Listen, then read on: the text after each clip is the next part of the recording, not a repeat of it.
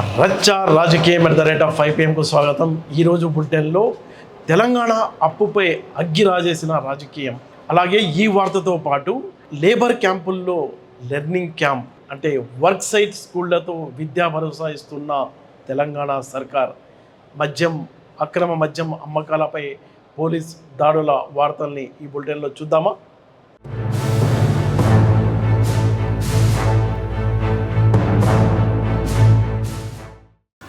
హైదరాబాదులో అక్రమ మాదక ద్రవ్యాల రవాణా విక్రయంతో పాటు బెల్ట్ షాపులు, అలాగే అక్రమంగా మద్యం అమ్మకాలపై పోలీసులు రెగ్యులర్గా సర్చ్ ఆపరేషన్లు కొనసాగిస్తున్నారు. ముఖ్యంగా కమ్యూనిటీ కాంట్రాక్ట్ ప్రోగ్రామ్ అనే ఒక కార్యక్రమాన్ని తెలంగాణ పోలీస్ చేపట్టింది. అందులో భాగంగా ఏంటంటే ప్రజలకు ఉపయోగపడే విధంగా, ప్రజలకు భద్రత కల్పించేలా ప్రజల్ని ఇన్వాల్వ్ చేస్తూ ఈ సెర్చ్ అనేది కంటిన్యూగా జరుగుతుంది. రాత్రి జరిగిన ఈ ప్రోగ్రాంలో 150 మందికి పైగా పోలీసులు పాల్గొని సడన్గా ఆకస్మిక సోదాలు నిర్వహించారు వీళ్ళు అంతా. అయితే ఈ సోదాల్లో భారీ ఎత్తున అక్రమ మద్యం బెల్ట్ షాపుల్లో దొరికింది. అలాగే గంజాయిని పట్టుకున్నారు. 35 వాహనాలు, ద్విచక్ర వాహనాలు, ఎలాంటి పేపర్ లేకుండా దొంగతనం చేసుకొచ్చిన ఆ వాహనాన్ని నడుపుతున్న వాళ్ళని ఒక 35 టూ వీలర్స్ని పట్టుకున్నారు. 5 ఆటోలను కూడా పోలీసులు పట్టుకున్నారు. హైదరాబాద్ ఎలా అయిపోయిందంటే మొత్తం ఈ మాదక ద్రవ్యాలకు ఒక చాలా కేంద్ర బిందువుగా మారింది. పుష్ప సినిమాను తలపించేలా సేమ్ అదే స్టైల్లో ఇటీవల నగర శివార్లో సిమెంట్ బ్యాగుల మధ్య ఒక 70 బ్యాగుల మధ్య ఈ గంజాయిని రవాణా చేస్తుంటే పోలీసులు పట్టుకున్నారు.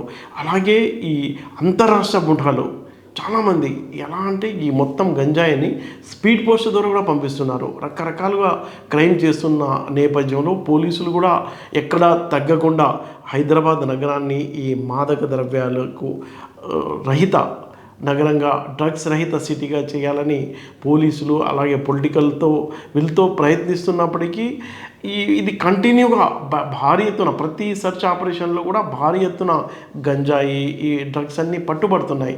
దీన్ని కంటిన్యూ చేస్తామని పోలీసులు చెప్తున్నారు. ఫస్ట్ ఇన్ఫర్మేషన్ ఏంటంటే ఇక్కడ కొంతమంది గాంజా యూజ్ చేస్తున్నారనే ఇన్ఫర్మేషన్ కూడా ఉంటే హెచ్ న్యూస్ సహకారంతో ఒక 15 మెంబర్స్ని ర్యాండమ్ చెక్ చేసినాము. అందులో 2 పర్సన్సే వచ్చారు. మిగిలిన వాళ్ళు కూడా ఇంకా కొంతమంది మీద ఐడెంటిఫై చేసినాము. వాళ్ళు ఈరోజు ఇక్కడ లేరు. బట్ ఎవరెవరైతే ఈ గాంజా యూజ్ చేస్తున్నారో వాళ్ళ మీద రెగ్యులర్ ఫోకస్ ఉంటుంది. సో గవర్నమెంట్ కూడా ఈ గాంజా వీటి మీద చాలా సీరియస్ ఉంది. సో అటువంటి వాళ్ళు ఈ బస్తీ అయినా ఎక్కడైనా యూత్ అయినా పెద్దవాళ్ళైనా ఎవరు కూడా ఏ రీజన్తో కూడా గాంజా యూజ్ చేయడానికి లేదు. సో అటువంటి వాళ్ళ మీద కఠినమైన చర్యలు ఉంటాయి. సో అందులో భాగంగా ఈరోజు కార్డినెంట్ సెర్చ్ ఆపరేషన్లో కూడా ఫస్ట్ యూత్ ఇటువంటి వాళ్ళు ఎవరెవరు ఉన్నారో వాళ్ళను ఐడెంటిఫై చేసి వాళ్ళని ఇన్ఫర్మేషన్ పెట్టి ఈరోజు వాళ్ళ మీద ర్యాండమ్ చెకింగ్ చేయడం జరిగింది. అందులో 2 పర్సన్స్ దొరికారు. ఇంకా మిగిలిన వాళ్ళు కొంతమంది ఇక్కడ లేరు. సో వాళ్ళని కూడా ఐడెంటిఫై చేసి వాళ్ళ మీద కూడా నిఘా పెట్టి వాళ్ళని పట్టుకుంటాము. అట్లనే ఒక 7 సస్పెక్ట్స్ ఈ ఏరియాలో ఉన్నారు.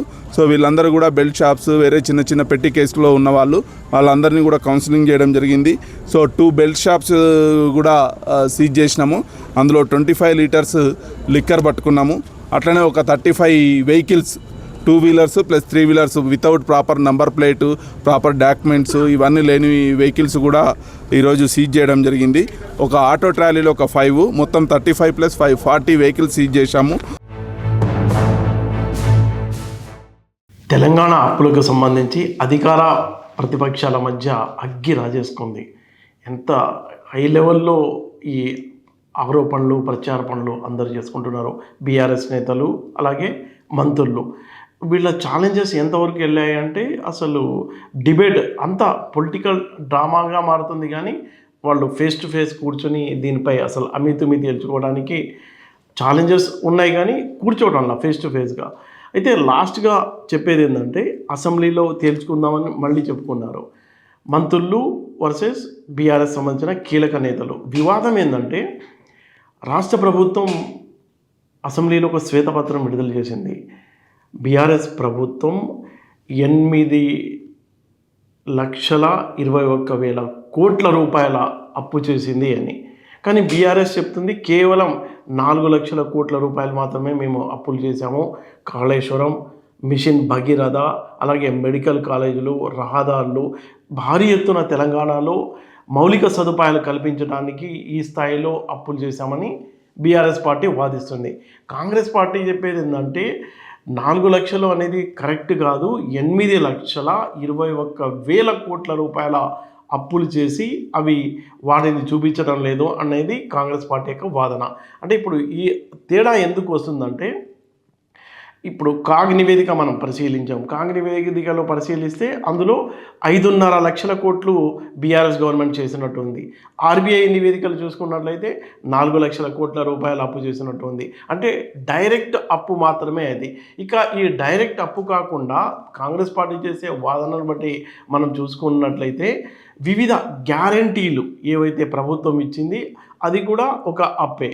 అలాగే వివిధ కార్పొరేషన్లు వాళ్ళు తీసుకున్న అప్పు దీంట్లో చూపించలేదు, ప్రభుత్వం తీసుకున్న అప్పులోకి, అది కూడా అప్పు అని కాంగ్రెస్ పార్టీ చెప్తుంది. ఆ తర్వాత డిస్కామ్లకు సంబంధించి భారీ ఎత్తున బకాయిలు పెరిగిపోయి ఉన్నాయి. అలాగే ఫీజు రియంబర్స్మెంట్కు సంబంధించిన బకాయిలు, ఇవన్నీ కలుపుకుంటే కార్పొరేషన్లు, పవర్ డిస్కామ్లకు సంబంధించినవి, ఉద్యోగులకు చెల్లించాల్సిన వేతనాలు, అలాగే పెన్షన్లు, వాళ్లకు రిటైర్మెంట్ అయిన తర్వాత ఇవ్వాల్సిన బెనిఫిట్లు, అవన్నీ లెక్కగట్టి కాంగ్రెస్ పార్టీ ఒక శ్వేతపత్రం 8,21,000 కోట్ల రూపాయల భారం మోపి బీఆర్ఎస్ ప్రభుత్వం వెళ్ళిపోయింది అనేది కాంగ్రెస్ పార్టీ వాదన. ఈ వాదనపై పరస్పర సవాళ్ళు ప్రతి సవాళ్ళు జరుగుతున్నాయి. కానీ ఇంకా అది దానిపై మాట్లాడటానికి కేసీఆర్ అసెంబ్లీకి రావాలని పదే పదే కాంగ్రెస్ పార్టీకి సంబంధించిన నేతలు ఛాలెంజ్ చేస్తున్నారు. అయితే తర్వాత అసెంబ్లీ స్టార్ట్ అయితే, అంటే ఇప్పుడు రాజకీయ వేదిక ప్రధానంగా అసెంబ్లీ ఉంటుంది. కానీ వీళ్ళు ఏం చేశారు, ప్రెస్ క్లబ్లోనో లేకపోతే ఈ అమరవీరుల స్తూపం దగ్గర తేల్చుకుందామంటూ ఛాలెంజెస్ చేసుకున్నారు. మళ్ళీ అది అంతవరకు సద్దుమణిగింది. కానీ ఈ లెక్క తేలటం లేదు, ఎంత అప్పు చేసింది అనేది ప్రజలకు ఒక కన్ఫ్యూజన్గా మారింది. కాంగ్రెస్ పార్టీ చేసే, అంటే బీఆర్ఎస్ చెప్పేది డైరెక్ట్ అప్పు, కాంగ్రెస్ పార్టీ నేతలు చెప్పేది వివిధ గ్యారంటీలు, అలాగే కార్పొరేషన్లు, డిస్కామ్లకు సంబంధించిన అప్పులు, ఉద్యోగస్తులకు పెన్షన్, అలాగే రిటైర్మెంట్ బెనిఫిట్స్లో ఇవ్వాల్సిన అప్పులు, ఫీ రియంబర్స్మెంట్, మొత్తం లెక్క తెలితే మొత్తం 8 లక్షల కోట్లు దాటింది అనేది కాంగ్రెస్ పార్టీ వాదన. అయితే కాంగ్రెస్ పార్టీ ఏం చెప్తుందంటే, తెలంగాణ రాష్ట్రం ఏర్పడినప్పుడు 2014 జూన్ 2 రోజు కనుక చూసుకున్నట్లయితే రెవెన్యూ మిగులు ఉంది, దాదాపుగా ఒక 500 కోట్ల రూపాయల మిగులు ఉన్న రాష్ట్రం, ఒక 72 కోట్ల అప్పులు ఉన్నాయి. ఆ అప్పు ఈ స్థాయిలో ఇంత లెవెల్లో వెళ్ళటం ఏంటి అనేది వాళ్ళు ఆగ్రహం వ్యక్తం చేస్తున్నారు. ఇప్పుడు రాష్ట్రానికి వస్తున్న ఆదాయం, తెలంగాణలో భారీ ఎత్తున ఆదాయం వస్తుంటే అందులో 34% ఆదాయంలో, రాష్ట్రానికి వస్తున్న ఆదాయంలో గత ప్రభుత్వం ఏదైతే చేసిందో అప్పులు, ఆ అప్పుపై వడ్డీ పే చేయడానికి 34% పే చేస్తున్నామని చెప్తుంది కాంగ్రెస్ పార్టీ. అలాగే 35% రాష్ట్రానికి వస్తున్న ఆదాయం నుంచి 35% ఉద్యోగాలకు సంబంధించిన వేతనాలు, పెన్షన్లు ప్రతి నెల చెల్లించడానికే ఖర్చు అవుతుంది. ఇక సంక్షేమ పథకాలు ఉన్నాయి, ఆ సంక్షేమ పథకాలు నడపాలి అంటే మళ్ళీ అప్పు చేసే దుస్థితి ఉందని కాంగ్రెస్ పార్టీ చెప్తుంది. అయితే దీనిపై పరస్పరం అసెంబ్లీలో మంచి వేదిక పైన ఇద్దరు నేతలు కనుక కూర్చుని చర్చిస్తే అసలు విషయాలు, అసలు నిజాలు ఏంటనేది తేలిపోతాయని ప్రజలు అనుకుంటున్నారు. ఒక పక్కేమో తెలంగాణ అన్ని రాష్ట్రాల్లో చాలా శరవేగంతో అభివృద్ధి చెందుతున్నప్పటికీ ఇంకా బాల కార్మిక వ్యవస్థ అనేది ఒక మచ్చలా మిగిలిపోతుంది. ఎందుకంటే అంతర్రాష్ట్ర కూలీలు, వలస కూలీలు వివిధ రాష్ట్రాల నుంచి, అంటే బీహార్, యూపీ, ఛత్తీస్గఢ్, జార్ఖండ్, అస్సాం నుంచి కూడా మన దగ్గరికి వలస కార్మికులు వస్తున్నారు, ఇక్కడ పనిచేస్తున్నారు. వాళ్ళంతా కరోనా టైంలో ఒక లెక్క తేలింది ఏంటంటే 6 లక్షల మంది వలస కార్మికులు ఇక్కడ నుంచి బయటికి వెళ్ళినట్టు ఒక అంచనా ఉంది. హైదరాబాదులో ఒక 9 లక్షల మంది వలస కార్మికులు, అంతర్రాష్ట్ర కార్మికులు, వీళ్ళంతా వివిధ రాష్ట్రాల నుంచి ఇక్కడికి వచ్చిన కార్మికులు పనిచేస్తున్నారు. అయితే విషయం ఏంటంటే, వాళ్ళు పనిచేస్తున్నప్పుడు ఆ లేబర్ క్యాంపులో వాళ్ళు పనిచేస్తుంటే అక్కడ వాళ్ళ పిల్లలు నిర్లక్ష్యంగా తిరగడం అనేది చాలా దయనీయమైన విషయం. అలాంటి పిల్లలు 89,000 మంది ఉన్నారంట. ఈ అంశం సోషల్, ఎకనామిక్, అలాగే పొలిటికల్ సర్వే అది స్పష్టం చేస్తుంది ఇంతమంది పిల్లలు ఉన్నారు అని. అయితే ఈ పిల్లలకు ఏదన్నా భద్రతతో పాటు వాళ్ళ సంరక్షణ, వాళ్ళకు విద్య నేర్పించడం, వాళ్ళు అక్కడ అనవసరంగా నిర్లక్ష్యంగా తిరగకుండా వర్క్ సైట్ పైనే వీళ్ళకు విద్య నేర్పించడానికి తెలంగాణ ప్రభుత్వం దేశంలోనే ఒక వినూత్నమైన మోడల్, ఒక పైలట్ ప్రాజెక్ట్ స్టార్ట్ చేసింది. నార్సంగిలోని రాజపుష్ప లేబర్ క్యాంప్లో ఒక వర్క్ సైట్ స్కూల్స్ అనే కాన్సెప్ట్తో స్కూల్స్ ప్రారంభించారు.